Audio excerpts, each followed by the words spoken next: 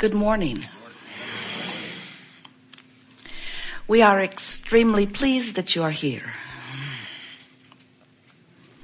It is good to come together for the purpose of co-creating. Do you agree? Yes.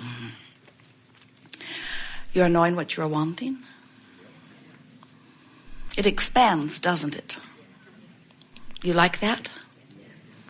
So since your desire constantly expands because of what you are living, that means there must always be a new idea that has not yet come to fruition. Is that right? And is that all right with you? Well, you should write that down. So many of our physical friends are in a position where their life has clarified for them that they want something beyond where they are. It may be an improvement in their physical condition. It may be an improved relationship or a missing relationship filled with a present relationship. It may be that they want material things that are more to their advantage, more money, nicer living conditions. It may be that they are wanting a greater sense of fulfillment, a clear idea of who they are and why they are here. But in every case, as your physical life causes you to clarify that you want something beyond where you are, there is always this gap between your realization that you are reaching for something and the actual receiving or obtaining of it. There is always that gap, and we want to call it the eternal gap of life. We want to call it the eternal gap of becoming. We want to call it the natural consequence where a genius, source energy creator, that's you, came forth from non-physical into a physical body with the precise intention of letting the contrast that surrounds you be the basis from which you would come to constant new conclusions of what would make life better for you. And you understood that when all of that happened, that not only would Source agree with you, but the larger part of you, which is still non-physical, even though you are in this physical body, would go immediately and directly to the full essence of what it is you are asking for. Something that is even more interesting to us that most humans miss altogether is that you carve your life out incrementally. In other words, none of you sits down at the breakfast table one morning and writes out your life plan. Instead, it is written by you incrementally. When you're rude, you write a plan that says, I want to be more who I really am when I'm interacting with others.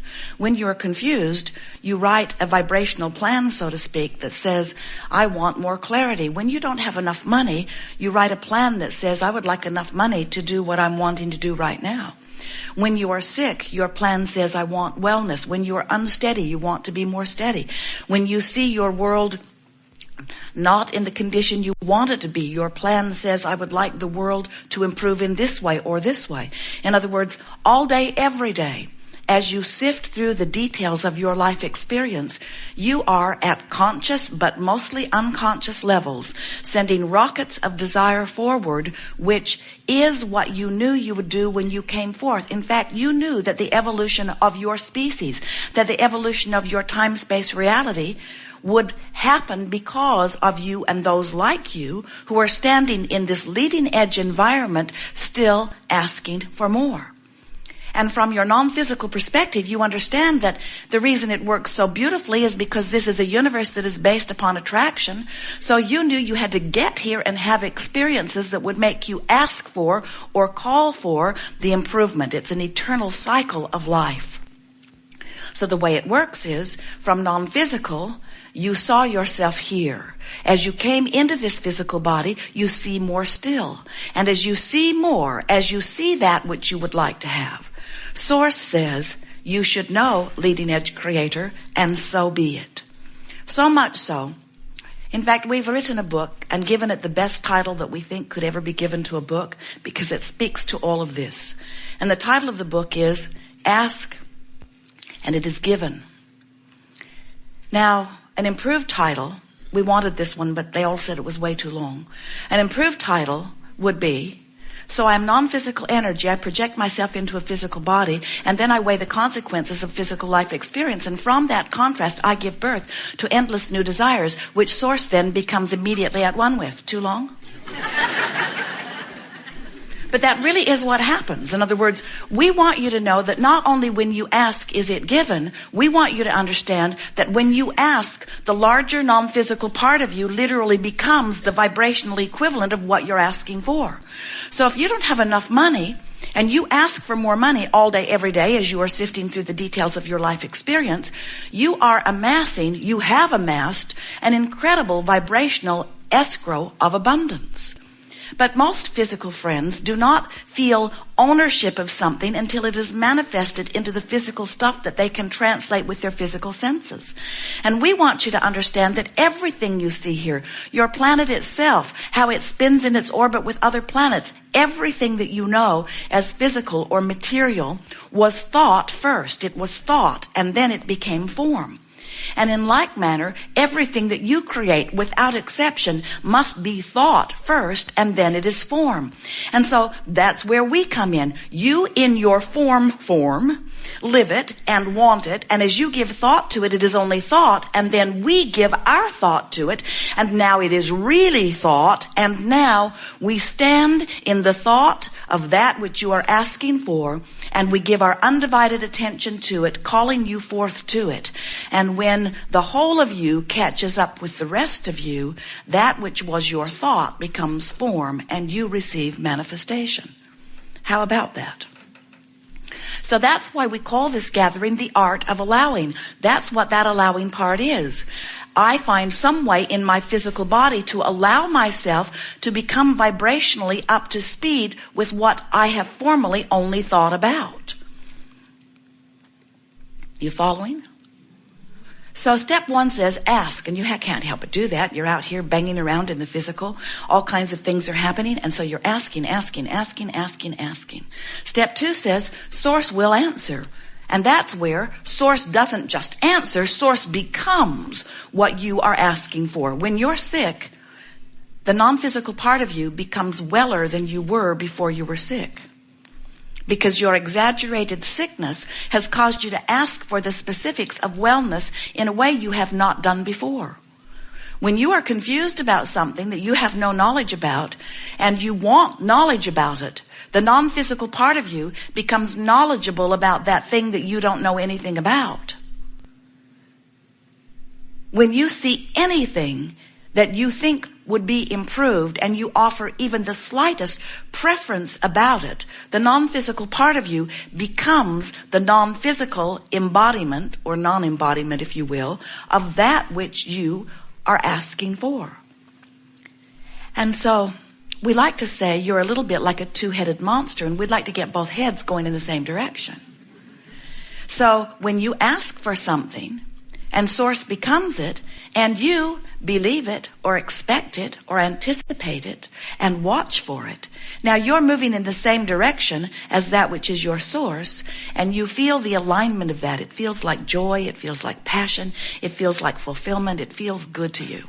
But when you ask for something and the non-physical part of you becomes it, and you keep beating the drum trying to justify why you want it, you see, I need this extra money because life has been so hard for me, you say. And so here is source energy over here tending to all of the money that you've been asking for that has been given to you. And you're over here beating the drum of justification or rationalization, trying to ply the universe with enough neediness that it will yield to you. And we say, you're not talking to your mother anymore.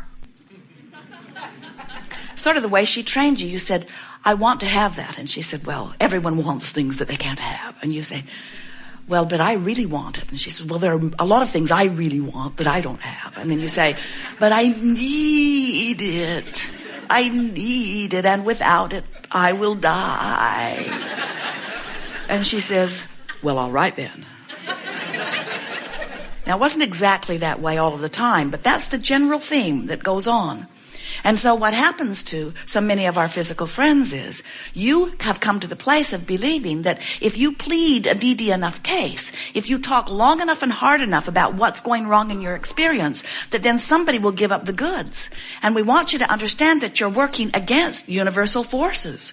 Because vibrationally speaking, the vibration of what you've given birth to is one frequency, and your need is an entirely different frequency. In other words, you can't set your radio on 6:30 a.m. and hear what's being broadcast on 98 FM.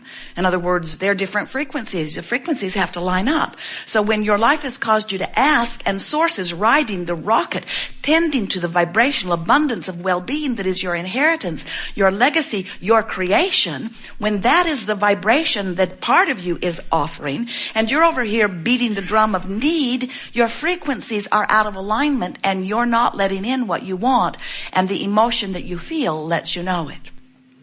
So your emotions are your indicator that let you know about the harmony or lack of harmony between the frequency that you are offering through your perception, through your personality, through your mood, through your attitude, through what you're talking about right now, through what you're thinking about right now, through what you're reading, through what you're watching on television. In other words, whatever you're giving your attention to has a vibration activated within you. And so the art of allowing asks the question, is the vibration that's activated within you right now by virtue of whatever you're giving your attention to, is it a match to what's in your vibrational escrow or not? If it's a match, there's alignment and manifestation is happening. If there's not a match, there's not alignment and manifestation can't happen. And that's why so many people that you know, maybe even you, have been asking for things for a long, long time, and they haven't come, which gives you the misimpression that it takes a long time to create big things. We say, it doesn't take any more time to create a castle than a button. It takes no more time to create big things than little things. But both require the same thing, a desire for it and an expectation of it, a belief. When your desire and belief are in the same place, it is done. But when you want something that you doubt, when you want something that you don't believe, when the evidence, when you say, oh, Abraham, I'd like to believe you, but I've struggled my whole life. And we say, well, stop it. And you say, I can't stop it. I've learned it from those who have come before me. It's just what we do here. Imagine taking your canoe down to the river's edge, a very nice, fast-moving stream, and your oars or paddles are already attached to your boat. And you put it in the water, and you deliberately turn it upstream and begin paddling very hard against this fast-moving current. And we say, why not just turn and go with the flow? And our human friends invariably say, doesn't that seem lazy? That seems lazy. And then they will say, my mother would not approve of that. Or my teachers. They all had me pointing the other way. In fact, every plaque on my wall was based upon paddling upstream. And I was measured against the others who did it too. And the better we did it, the better we were able to fight that current, then the more proud our human friends were of us, and the bigger the trophies and monuments. And we hear that when you die, there are even more. And we want you to know something. In fact, it's worth writing this down. Nothing that you want is upstream. Nothing that you want is upstream. And the reason we know that is because we've seen the cycle of life. We know that Source extended itself here into that which is you. And we know that you are asking, as a result of your leading edge experience, just like you knew you would, for more. And we know that Source is becoming that more that you are asking for and is calling you to it. And so we know the source of the stream. And we know that when you turn and go with the stream, you feel ever so good. That's what positive emotion is. Varying degrees of it, but it's what positive emotion is. And we also know that when you buck that current, it can beat up on you pretty good. And that's what negative emotion is. We want you to understand that there is only one stream that you might be going with or against, but there is only one stream. And when you learn from those around you to go against the stream, then you want to pronounce that there are evil streams, that there are streams of sickness or streams of badness or streams of poverty. We say, no, just one stream. You're just not going with it.